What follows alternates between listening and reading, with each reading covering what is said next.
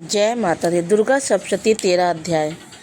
ऋषि बोले, राजन, इस प्रकार मैंने तुमसे देवी के अनुपम महात्म्य का वर्णन किया है, जो इस जगत को धारण करती है। उन देवी का ऐसा ही प्रभाव है, वे ही विद्या ज्ञान उत्पन्न करती हैं। भगवान विष्णु की महास्वरूपा उन भगवती के द्वारा ही तुम इस वैश्व तथा अन्याय विवेकी जन मोहित होते हैं, मोहित हुए हैं तथा भविष्य में भी मोहित होंगे।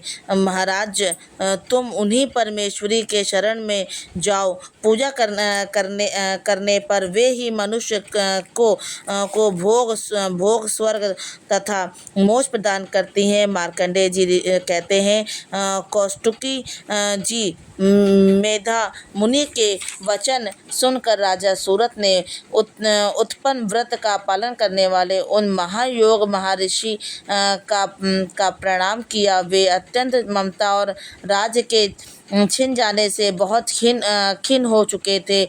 मुने इसलिए विरक्त होकर वे राजा तथा वैश्व तत्काल तपस्या करने चले गए और वे जगदम्बा के दर्शन के लिए नदी के तट पर रहकर तपस्या करने लगे।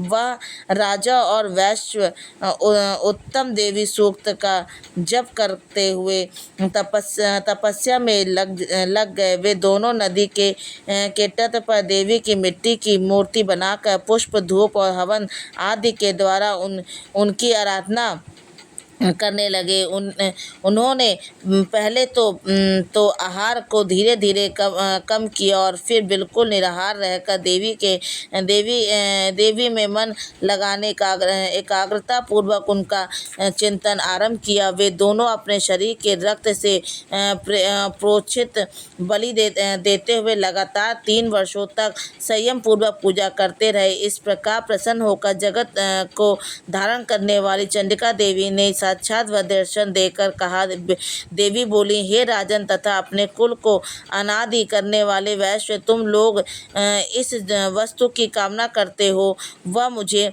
मांगो, मैं संतुष्ट हूँ, अतः तुम्हें वह सब कुछ दूंगी। मार्कंडेय जी कहते हैं, तब राजा ने दूसरे जन्म में नष्ट न होने वाला राज्य मांगा तथा इस जन्म में जो भी शत्रुओं की सेना को बलपूर्वक नष्ट करके पुनः अपना राज्य प्राप्त कर लेने का वरदान मांगा। वैश्व का चित्त संसार की ओर से खिन्न एवं विरक्त हो चुका था और वहाँ बड़ा बुद्धिमान था, अतः उसने ममता और अहंकार रूपी आसक्ति का नाशक ज्ञान मांगा। देवी बोली, राजन, तुम थोड़े ही दिनों में शत्रुओं को मारकर अपना राज्य प्राप्त कर लोगे। अब वहाँ तुम्हारा राज्य स्थिर रहेगा। फिर मृत्यु के पश्चात तुम भगवान सूर्य के अंश से जन्म लेकर इस पृथ्वी पर सावरिक मनु के नाम से विख्यात हो जाओगे। वैश्य वर्ग, तुमने जो भी जिस वर को मुझसे प्राप्त करने की इच्छा की है उसे देती हूँ। तुम्हें मोक्ष के लिए ज्ञान प्राप्त होगा। मार्कंडेय जी कहते हैं कि इस प्रकार उन दोनों को मनोवांछित वरदान देकर तथा उनके द्वारा भक्ति पूर्वक अपनी स्तुति सुनकर देवी अंबिका तत्काल अंतर्ध्यान हो गई। इस तरह देवी से वरदान पाकर क्षत्रियों से श्रेष्ठ एवं सूर्य से उत्पन्न होकर स्वर्ण नामक मनु होगा। 13वां अध्याय समाप्त। जय माता दी।